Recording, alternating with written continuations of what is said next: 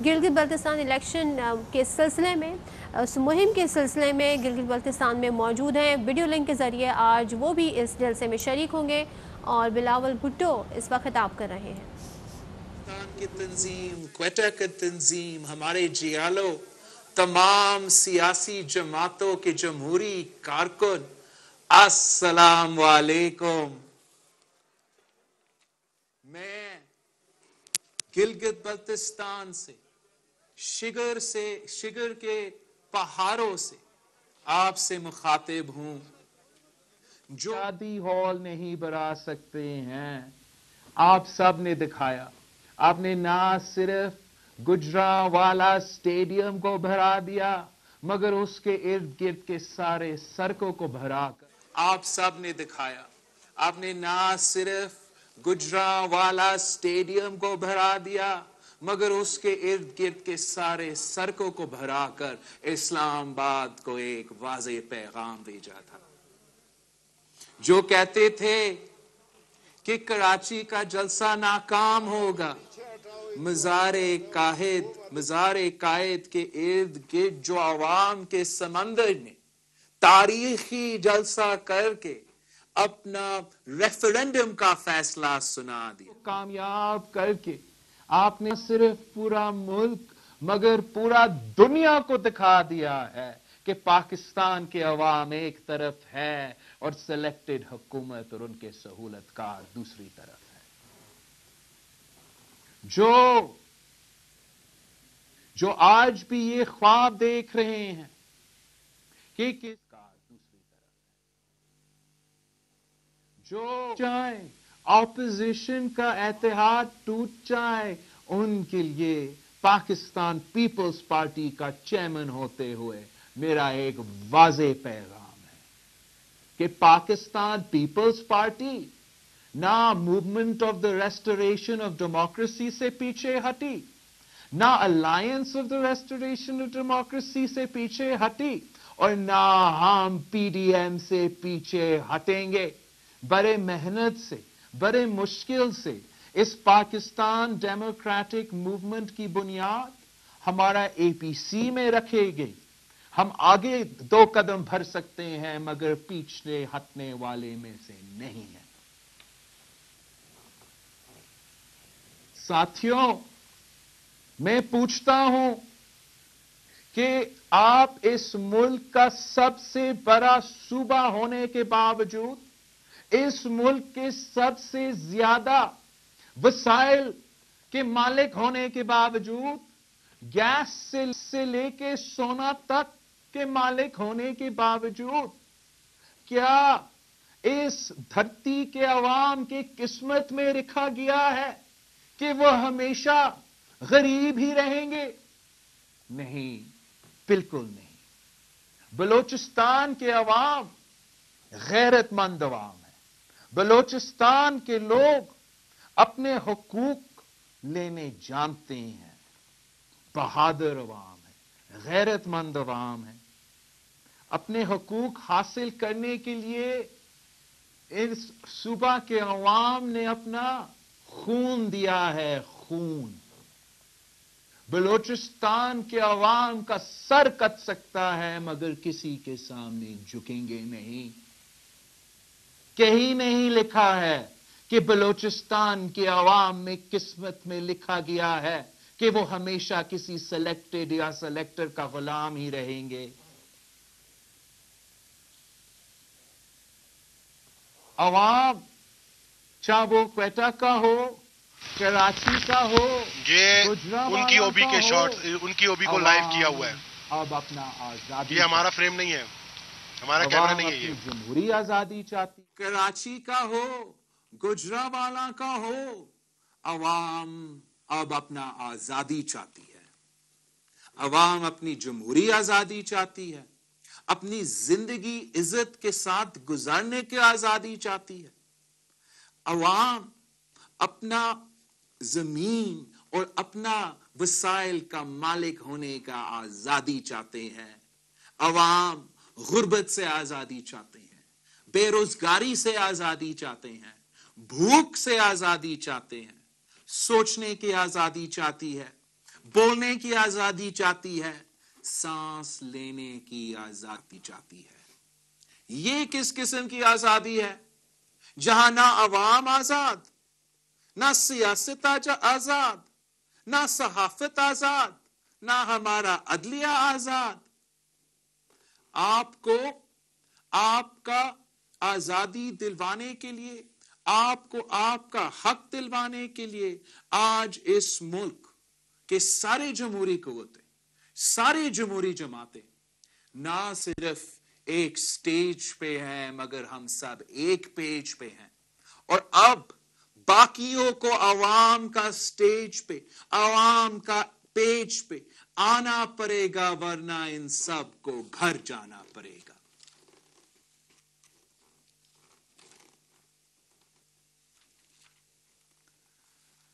ساتھیوں, مشرف کے آمرانہ دور کے بعد جب صدر زرداری صدر بنے تو ہم آمروں کے ظلم کو کمپنسیٹ کرنے کی کوشش کر رہے تھے. آمریت نے بلوچستان کو کیا دیا ہے؟ نوجوانوں کے مشق شدہ لاشیں دیے ہیں. اس ملک کے شہریوں اغوا کر کے عامر مشرف نے اس ملک کے شہریوں کو اغوا کر کے دوسرے ملک کو بیچے ہیں.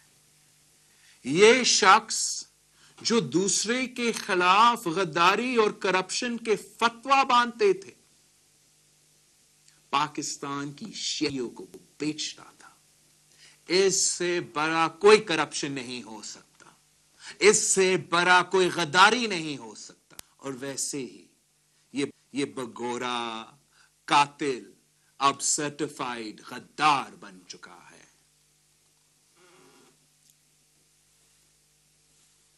جس شخص نے اپنا ہوائی جہازوں کو بیچ کر اکبر بگٹی کو شہید کیا تھا, جس نے شہید محترمہ بے نظیر بھٹو کو دہشت گردوں کے سہولت کار بن کر شہید کر دیا, آج تک کوئی اس کا حساب نہیں لے سکا. صدر زرداری نے بلوچستان کے ساتھ جو ظلم ہوا تھا اس کا نہ صرف ریاست کی طرف سے معافی مانگی, مگر وہ کام شروع کیا تھا جو بلوچستان کے محرومیوں کو دور کر سکتا تھا.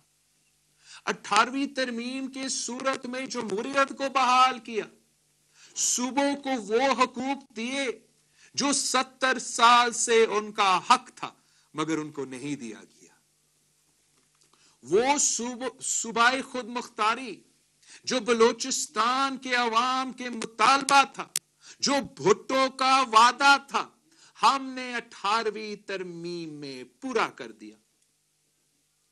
اپنا وسائل کی مالکی, اپنا ریسورسز کا قانونی تحفظ, یہ پاکستان پیپلز پارٹی اور جو سارے جمہوری قوتوں نے مل کے 2008 میں بلوچستان کے عوام کے لیے کروایا تھا. ہم نے تاریخ میں انصاف NFC ایوارڈ کر کے سارے صوبوں کو ان کا حق پہنچایا. آغاز حقوق بلوچستان ایک تاریخی قدم تھا جس کو صوبوں کا شروعات تھا مگر عمل نہیں ہو رہا. آغاز حقوق بلوچستان میں آئینی اصلاحات تھے جس میں 1973 کی آئین کی بحالی, 18ویں ترمیم, NFC ایوارڈ, آئل اور گیس کے جو رائلٹیز تھے, سیاسی ریکنسیلیشن بھی تھا کہ بلوچستان میں جو سارے سیاسی قیدی تھے ان کو رہا کر کے بلوچستان کے عوام اور عوامی قوتوں اور جمہوری قوتوں کے ریکنسیلیشن کے ساتھ سارے سیاسی مسئلے حل کرنے کے موقع ملا. ہم نے انتظامی اصلاحات کرنا تھا, معاشی اصلاحات بھی کیے. ایک تو سب کو پتا ہے کہ ہم نے NFC ایوارڈ کر کے سارے صوبوں کو وسائل دیے ताकि सूबे अपने अवाम पे खर्च कर सकते और ये पैसा इस्लामाबाद में ज़ाया नहीं होता। लेकिन साथ साथ हमने बलूचिस्तान के लिए ख़ास तौर पे ये बंदोबस्त किया था कि जब वफाक से कम पैसा आता है, भले बाकी सूबों को उनके फंड्स में कटौती हो, मगर हमने बलूचिस्तान के एनएफसी को प्रोटेक्शन दिया कि हमेशा उनको उनका हक दिया जाए। साथ साथ जो बलूचिस्तान की ड्यूज थे 1954 से लेके 1991 तक, जो आपके रॉयल्टीज है, ऑयल एंड गैस के रॉयल्टीज है, वो 120 अरब रुपया का बनता था। उसका भी वादा कि हम वापस बलूचिस्तान के अवाम को वफाक से दिलवाएंगे। इंसानी हकूक में बहुत से रिफॉर्म्स किए, मिसिंग पर्सन्स के लिए, लापता अफराद के लिए मिसिंग पर्सन कमीशन बनाया, वो इतना इफेक्टिव नहीं रहा, मैं उसमें बाद में बात करता हूँ। वसीले तालीम हमने किया ताकि यहाँ के बच्चे, बलूचिस्तान के नौजवान को तालीम के मौके मिले। HEC में हायर एजुकेशन में कोटा रखे बलूचिस्तान के नौजवानों के लिए। ये सब कुछ सिर्फ और सिर्फ एक शुरुआत था, मगर इनसे ये शुरुआत भी बर्दाश्त नहीं हुआ, ये आगाज भी बर्दाश्त नहीं हुआ, और आगाज़े हकूक़े बलूचिस्तान को हमने आज तक 100% इम्प्लीमेंट नहीं किया। अगर आज भी इम्प्लीमेंट होता तो बलूचिस्तान के बहुत से मसाइल हल हो सकते थे और हो सकते हैं।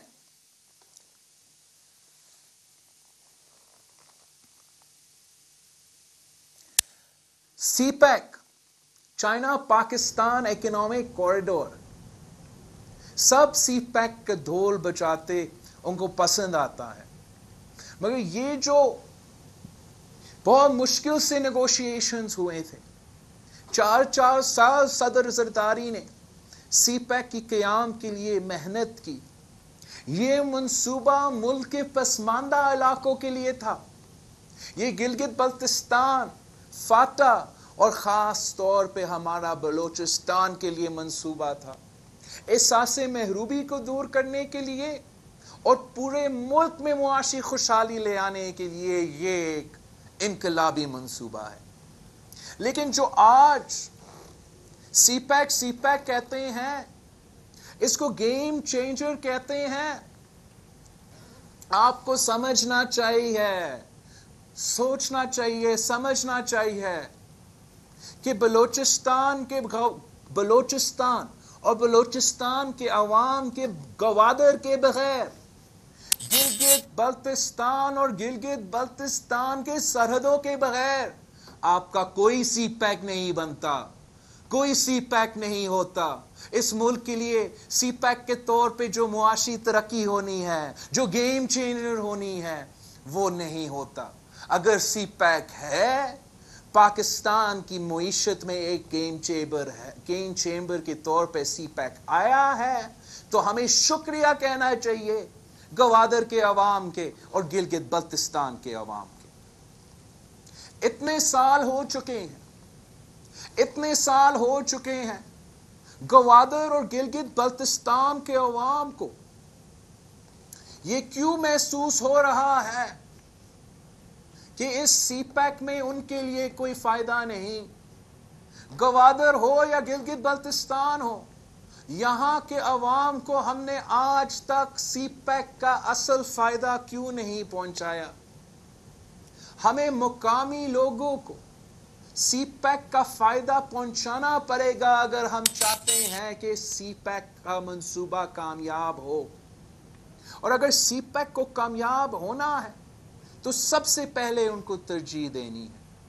हमने जो थर कोल मंसूबे में इस पे पूरा कोशिश किया, पूरा फोकस किया कि सबसे पहले फायदा हो तो मुकामी अवाम का। मैं आपको बताऊं कि थर कोल मंसूबे में 71% जो एम्प्लॉइज है, 71% जो हमारा सिंध थर कोल मंसूबा में जिनको रोजगार मिला है, वो 71% लोग मुकामी थर के अवाम है, वहां के अवाम है। फिर जो 20% लोगों को रोजगार मिला उसी थर कोल में, वो बाकी सूबा से ताल्लुक रखते हैं। और फिर उसके बाद जो 9% रहता है, उस 9% में से बाकी मुल्क से और बैरून मुल्क से भी कुछ लोग को नौकरी का मौका दिया। यही तरीका है कि आप मुकामी अवाम को फायदा पहुंचाएं। हमने वहां के अवाम के लिए जो मालिक है सिंध का, थर का, कोयला का, उनको उस यूनियन काउंसिल में मुफ्त बिजली पहुंचाते हैं, इसलिए ये उनका हक है। अगर उनका कोयला से फैसलाबाद की इंडस्ट्री चल सकता है तो उनका हक है कि उनको मुफ्त बिजली दिया जाए। हमने उनके लिए तालीमी इदारे, सेहत के इदारे खड़े किए हैं, और ये ही मॉडल है जो मुकामी लोगों को सीपैक के साथ जोड़ता है, जो हम तजवीज़ करेंगे कि जहां भी सीपैक के मंसूबे हैं वहां इस किस्म का मंसूबा बंदी किया जाए ताकि मुकामी लोगों को सबसे पहला फायदा हो।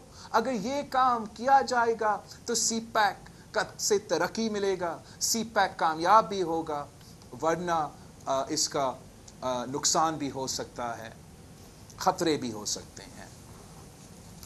इमरान ने तो सीपैक को क्या कामयाब करना था, वो तो सीपैक को नाकाम चलाने की साजिश चला रहे हैं। इमरान ने तो बलोचिस्तान को कुछ नहीं दिया, कुछ नहीं, एक मंसूबा नहीं, ना सीपैक का मंसूबा, ना वफाकी हुकूमत का मंसूबा। उल्टा वो आपसे अभी तक छीनना चाह रहा है, कब्जा करना चाह रहा है आपके आइलैंड्स पे, आपके कोस्टल आइलैंड्स पे। रात के अंधेरों पे एक ऑर्डिनेंस निकालता है और आपके आइलैंड्स पे कब्जा करने की कोशिश करते हैं। मैं जानता हूं कि इस स्टेज पे मौजूद सारे सियासी जमातें पीटीआई की हुकूमत को, ना सिंध के आइलैंड्स को, ना बलोचिस्तान के आइलैंड्स को कब्जा करने देंगे। इमरान तो ना सिर्फ सीपैक को नाकाम करवाना चाह रहा है, इमरान ने पाकिस्तान की पूरा मईशत को तबाह किया है।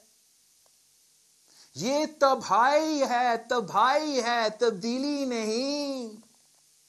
तारीख में सबसे ज्यादा गुर्बत, तारीख में सबसे ज्यादा बेरोजगारी, तारीख में सबसे ज्यादा महंगाई, ये है इमरान और इमरान के सहूलतकारों के तब्दीली।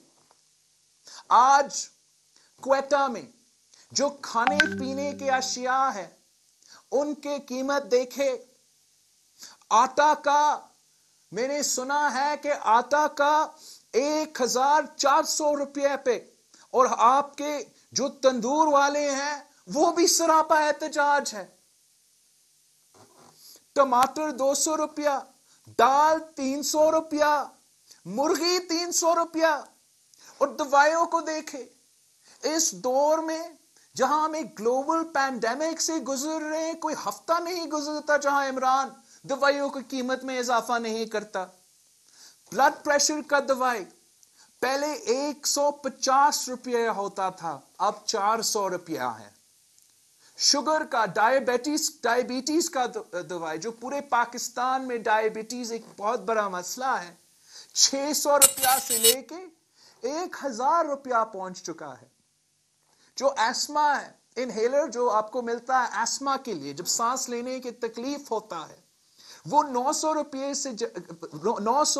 से अब 1500 रुपया तक पहुंच चुका है।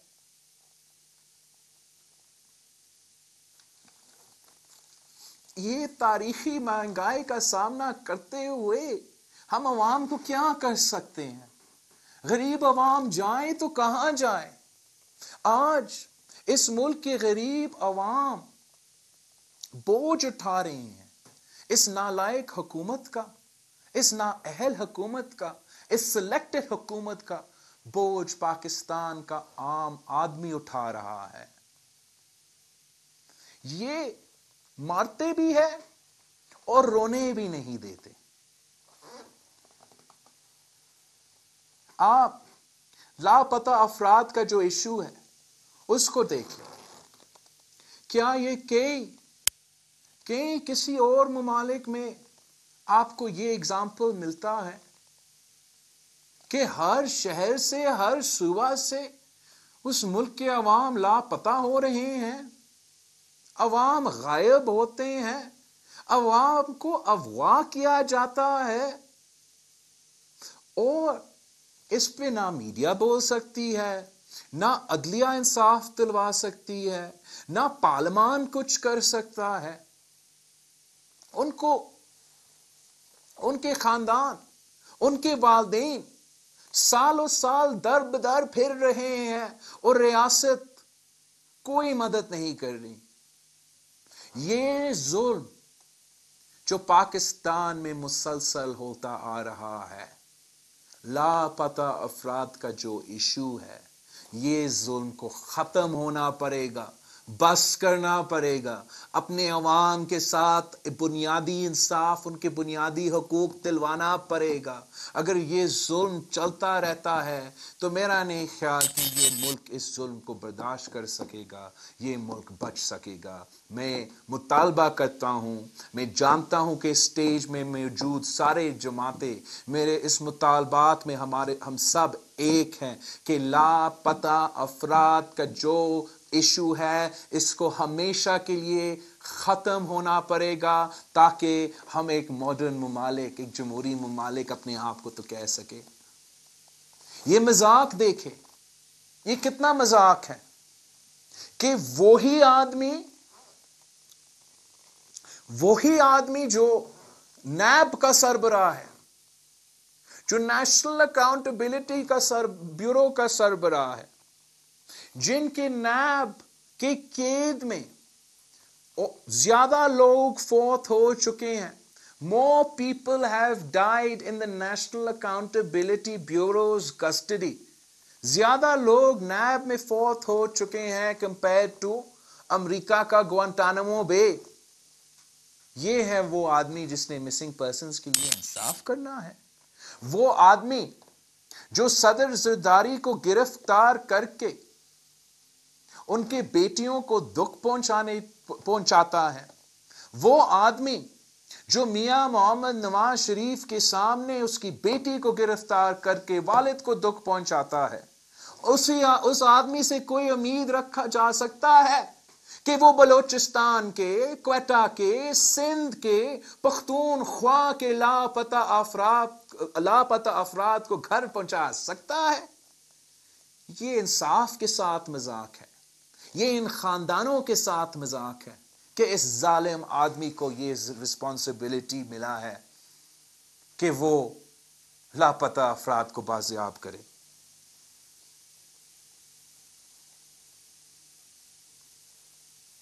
हम उम्मीद रखते हैं कि हमारा आला अदलिया, जिसकी तरफ पूरा पाकिस्तान के अवाम देख रहे हैं इंसाफ के लिए, कि वो भी इस इशू को सीरियसली लेंगे और हमारे मुल्क के अवाम को इंसाफ दिलवाएंगे। इसी अदलिया ने, हमारा सुप्रीम कोर्ट ने ख्वाजा साद रफीक के केस में नैब को सियासी इंतकाम का इदारा करार दे दिया, गैर जमहूरी इदारा करार दे दिया, गैर आईनी इदारा करार दे दिया। तो हमें फिर हमें ये थोड़ा सा कैसे लगेगा जब वही इदारा, वही अदलिया कहता है कि नैब के जो केसेस है उनको रोज की बुनियाद पे सुनाया जाना चाहिए, रोजाना की बुनियाद पे सुनना चाहिए।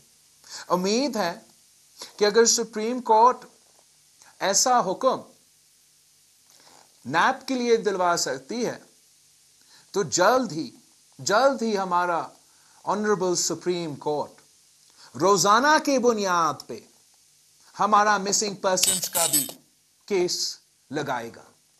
उम्मीद है कि हमारा सुप्रीम कोर्ट रोजाना के बुनियाद पे शहीद अकबर बुगटी कत्ल केस भी सुनेगा। उम्मीद है कि हमारा सुप्रीम कोर्ट शहीद जुल्फिकार अली भुट्टो का अदालती कत्ल केस को भी रोजाना की बुनियाद पे सुनेगा।